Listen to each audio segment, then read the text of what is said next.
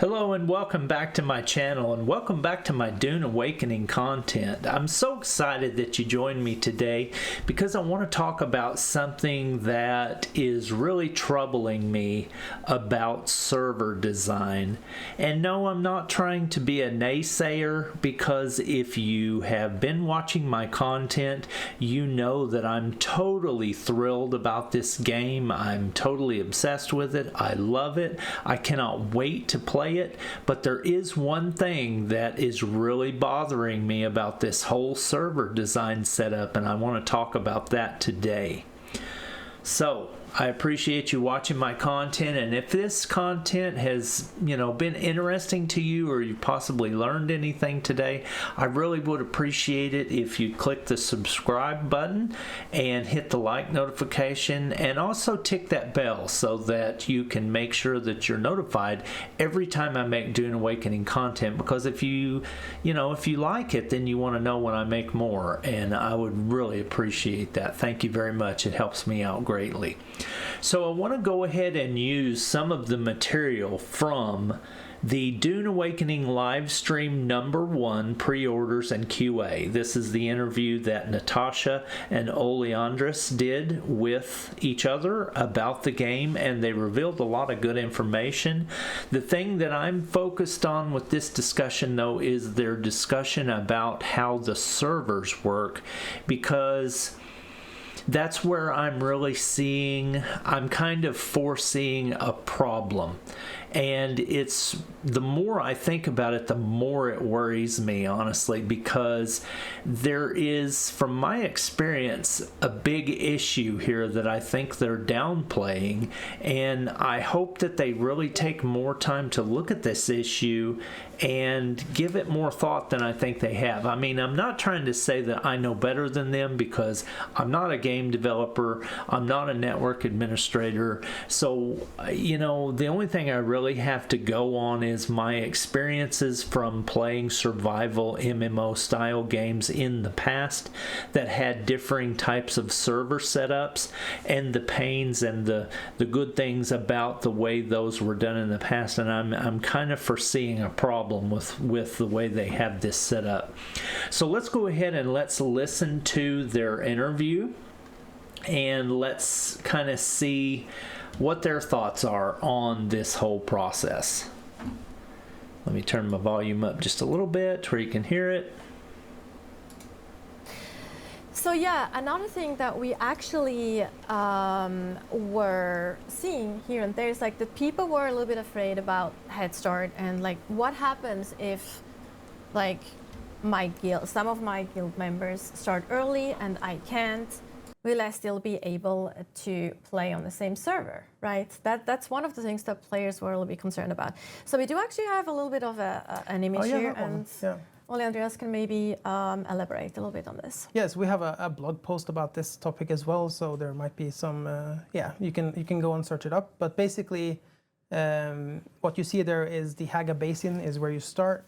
There is a player cap there, but there's also a queue system, so you can, there's not like it wouldn't stop after 40 players. You can still come in later and then queue up. Yes. But then in addition... And that right there is my problem. That right there is what I'm seeing that I think is going to be an issue with the way these servers are set up. The Hagga Basin Hagga Basin servers. From what I understand from the digging I've been able to do, the Haga Basin server is almost 100% PvE content. There is one little area type that is like a shipwreck that can be PvP enabled, but you get notified when you cross over into that zone, so it lets you know.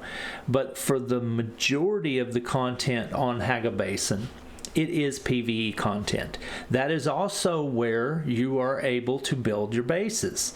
You will more than likely want to build your permanent base there, because that's where you're going to do a lot of questing, that's where you're going to do a lot of resource farming, that type of thing. It's going to be a safe space as far as keeping your structure from being attacked by other players. So it just makes sense that your main PvE base will be on your Haga Basin server.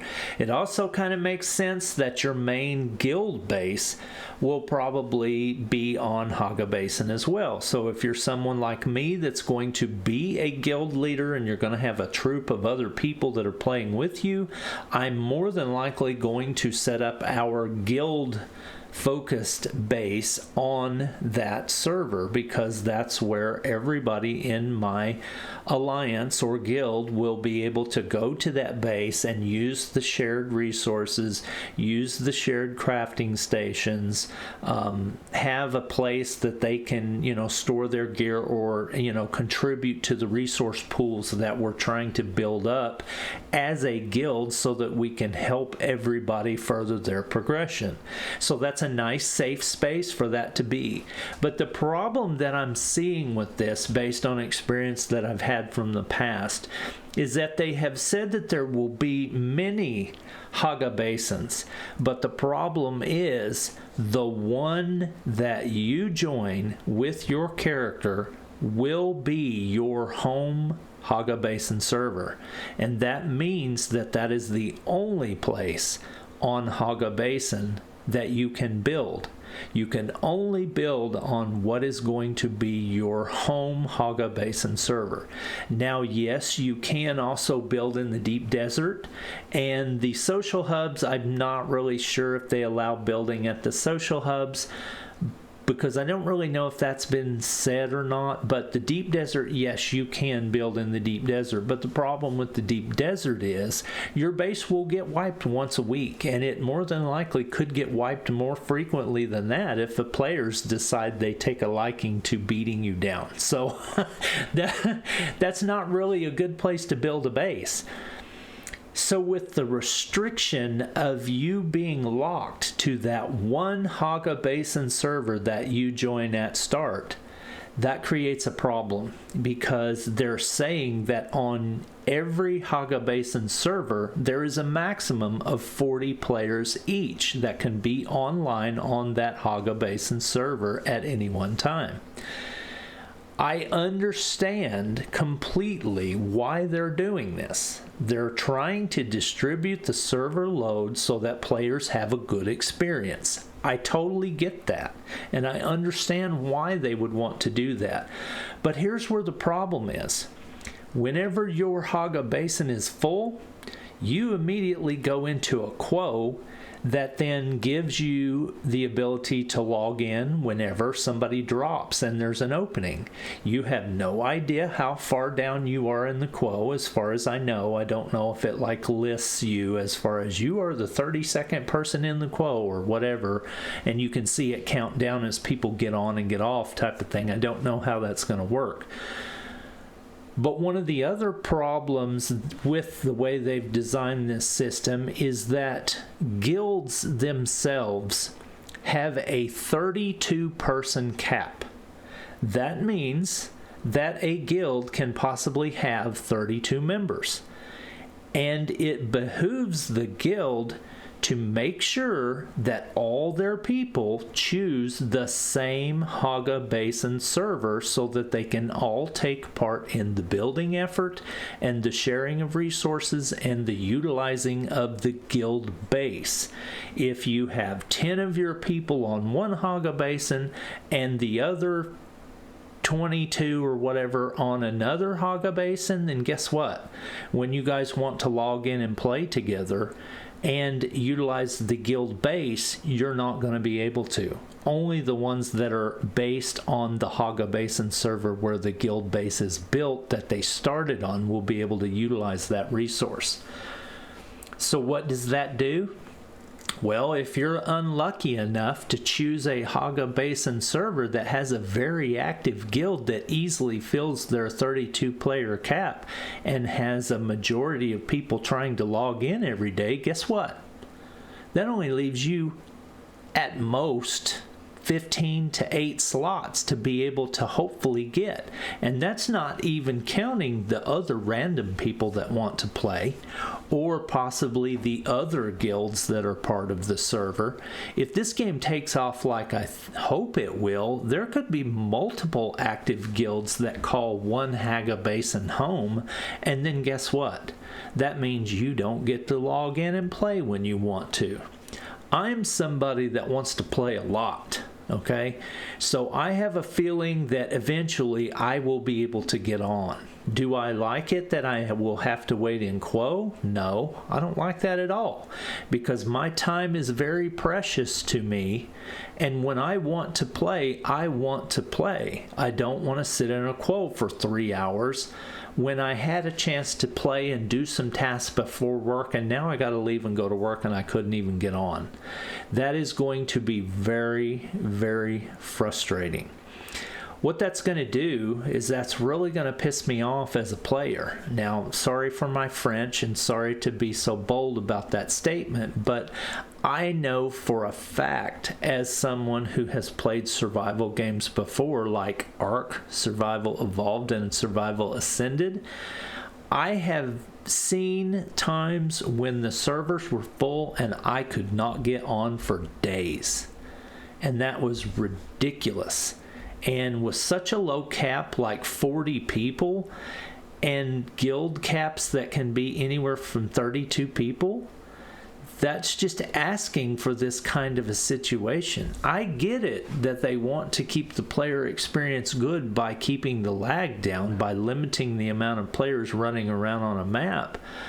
But 40 players is just too restrictive, especially when you have guilds that can cap out at 32, and you may have multiple of those guilds calling your Haga Basin home. So, what do you do? I'm assuming that when you log into the game, you log into your Hagga Basin server, and then you choose to go to the other places like the Deep Desert and the social hubs from there. I don't think you have the ability to actually just log into a social hub or log into a Deep Desert unless maybe that's where you logged off. I don't know how that's going to work, but if that was the case, if you could actually just log on to a social hub or log on to a Deep Desert, if you could choose, if your Haga Basin was full, then I guess that would help a little bit, because then maybe you could queue up for your particular instance of Haga Basin and then go to the social hub and mess around with the exchange while you're waiting to get in. If that's a thing, that can help, but it's still not optimal. I think they really need to look at extending that player cap on each Haga Basin to at least 100 to 150 people. And some people may say, oh my God, no way, Mirandus, that will cause the PvE map to be a jungle and you won't never be able to get any resources because everybody will be running around taking everything. Well, I posit you this question. What's worse?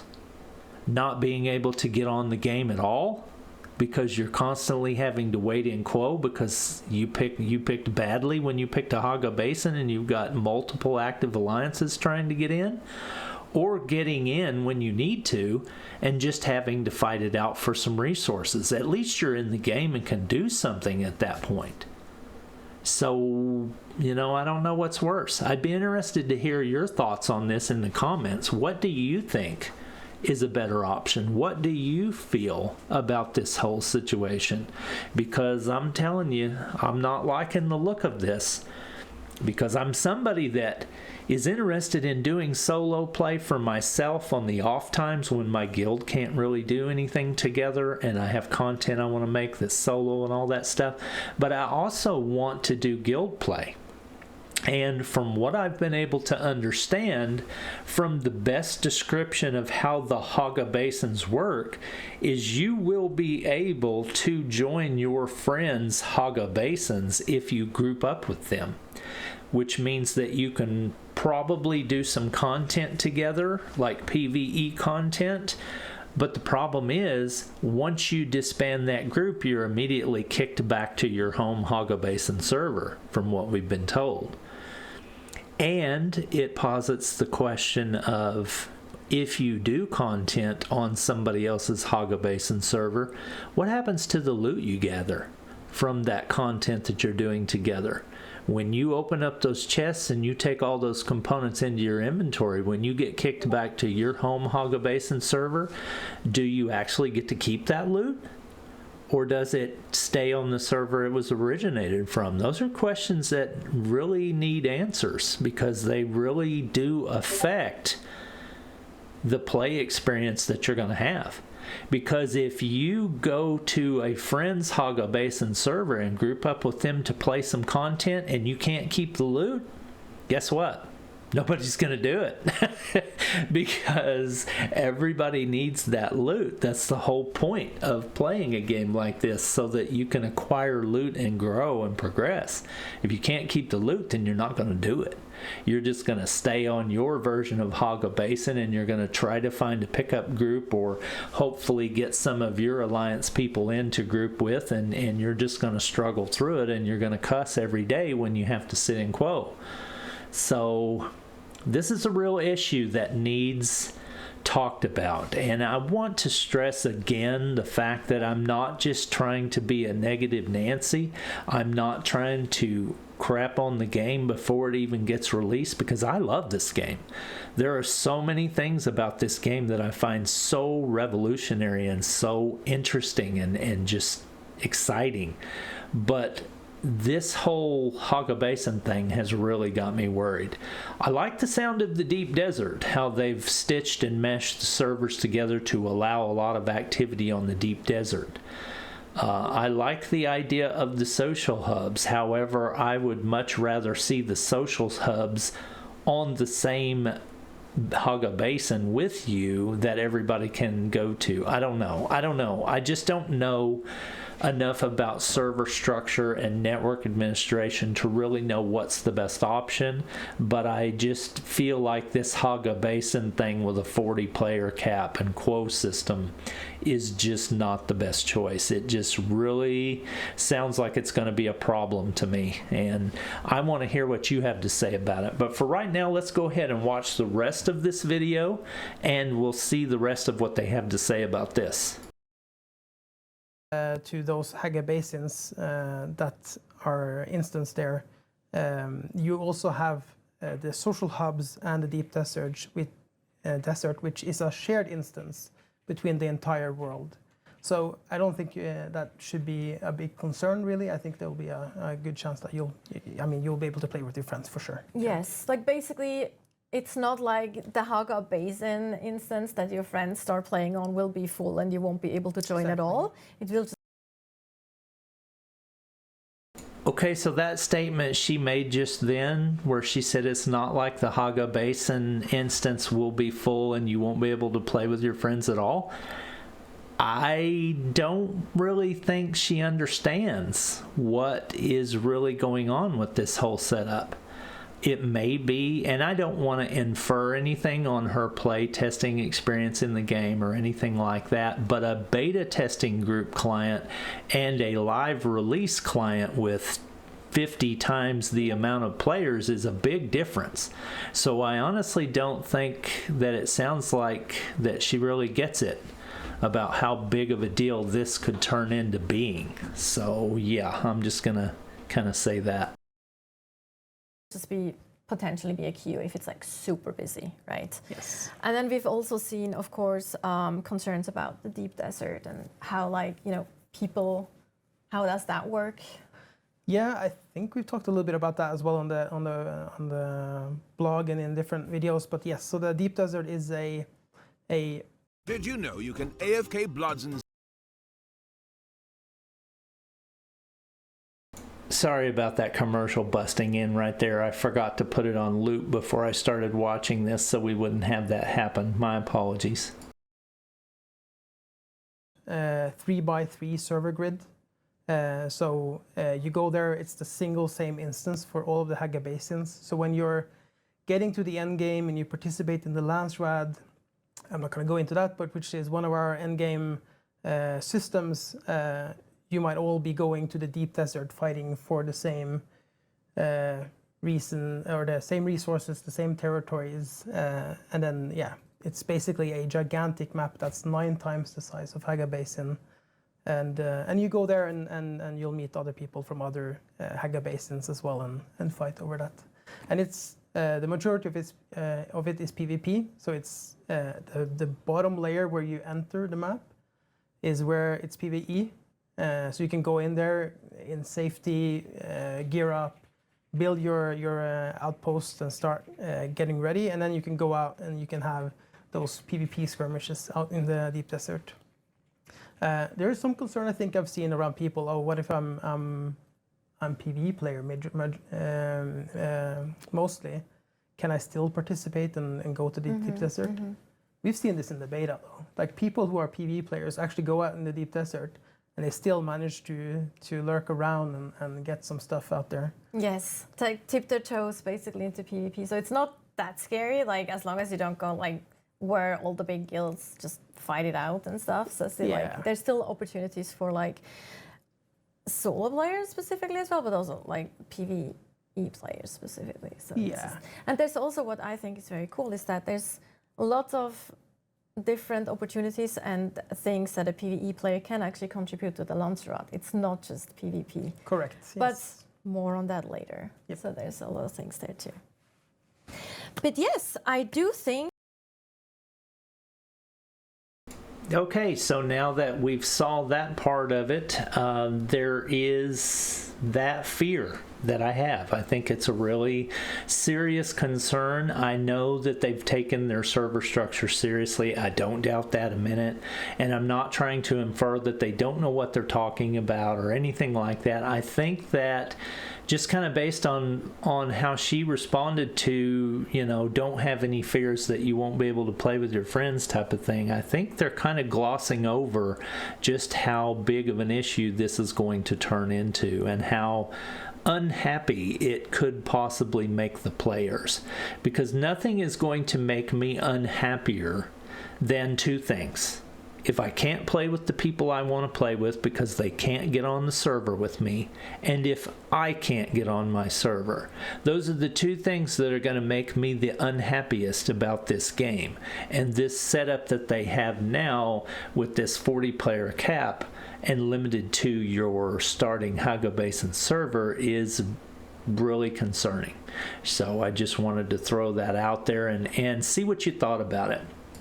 So there is one other thing that I kind of wanted to throw out there while I had the opportunity while I was talking to you about this issue, and that's one idea that I saw on the official Discord that I thought was pretty interesting. It's in the question section, and it's a question called, as a guild or a solo or a team, what's your day one plan? And then there was something that really caught my eye. The user Pilgrim, he said he's looking for folks to form up a good neighbor Haga and possibly guilding if so inclined. And I actually talked to him a little bit more detail about this privately because I thought it was a pretty cool idea.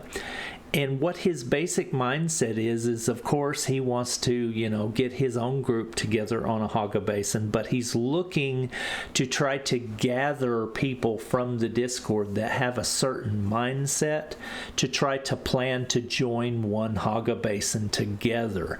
Now, I don't know if that is a bad idea or a good idea. It could be either one. It could be good because then you know that your version of Haga Basin you're joining is full of people that share the same kind of mindset as you, and it might help your play experience be a little better. It could be bad though, because there could be a lot of people that are interested in this idea and flood that Haga Basin server and cause you to have to go to Quo even worse than you normally would have to get on. So I don't know what you think about that, but I think the idea of a good neighbor in quotes, Hagga Basin server is kind of a really cool, unique idea, and I just wanted to shout out Pilgrim on the official forums for that idea. And if that's something that sounds interesting to you, you can search him out and message him and talk about that. I'm sure he'll be willing to talk to you. He's a very, very active communicator. So that right there was what I wanted to talk about today, folks. I appreciate you watching my content. I would really love to hear what you think about this issue. I'm sorry if this video went too long, but I just really felt like I had a lot to say about this, and I'm really worried about it. So I want to get it out there so that hopefully by some chance the developers might see this and they might think a little bit more intently about it. They probably did, and I'm probably just hopefully worrying about something that won't be a problem, but from my experience, I think it will be a problem, and I am worried about it. So thank you very much for being here. I hope you have a good work week the rest of your week. I would appreciate it if you would think about subscribing, and by all means, I will see you again in my next Dune Awakening video coming soon. Talk to you later. Peace!